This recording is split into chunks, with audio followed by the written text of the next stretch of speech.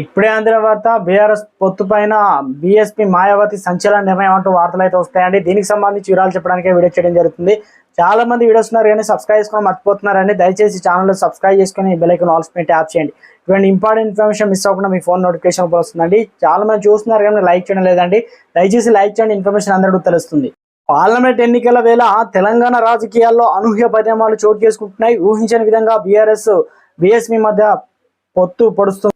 అయితే ఈ తరుణంలోనే బీఆర్ఎస్ బీఎస్పీల మధ్య పొత్తుపై ఆర్ఎస్ ప్రవీణ్ కుమార్ సంచలన పోస్ట్ పెట్టారు. తెలంగాణ ప్రజల గొప్ప శుభవార్త అంటూ ట్వీట్ చేశారు. బీఆర్ఎస్ బీఎస్పీల మధ్య కూటమి చర్చలన్నీ కూడా నిన్న ఏర్పడిన సందిగ్ధానికి బీఎస్పీ జాతీయ అధ్యక్షురాలు బెహన్జీ మాయావతి కొద్దిసేపటి క్రితమే తెరదించారన్నారు. ప్రస్తుతం బీఆర్ఎస్ పార్టీ దేశంలో ఏ కూటమిలోనూ లేనందున బీఎస్పీకి ఆ పార్టీకి పార్లమెంట్ ఎన్నికల్లో తెలంగాణలో కలిసి పనిచేయడానికి బెహన్జీ మాయావతి అనుమతించారని బీఎస్పీ హైకమాండ్ తెలిపిందన్నారు. త్వరలోనే పొత్తు విషయంలో తెలంగాణ మాజీ మంత్రి కల్వకుంట్ల చంద్రశేఖరరావును సమక్షంలో జరిగే తదుపరి చర్చలకు బీఎస్పీ ఎంపీ అనగా కేంద్ర సమన్వయకర్త రామ్జీ బెహన్జీ దూత హాజరు కానున్నారని పోస్ట్ పెట్టారు ఆర్ఎస్ ప్రవీణ్ కుమార్. దీంతో గతంలో 2-3 రోజుల కాంచి ఆల్రెడీ పొత్తు పైన చీకటి ఒప్పందం అంటూ ఇక బీఆర్ఎస్ సంబంధించి బీఎస్పీ ఈ రకంగా ముందుకెళ్తుందని ఉంటుందా ఉండదనే డౌట్లు అయితే వచ్చాయి. ప్రస్తుతానికి తెరదించారు. మొత్తానికి బీఎస్పీ బీఆర్ఎస్ సంబంధించి పొత్తు అయితే కన్ఫర్మ్ అయినట్టు తెలుస్తుంది. ఓన్లీ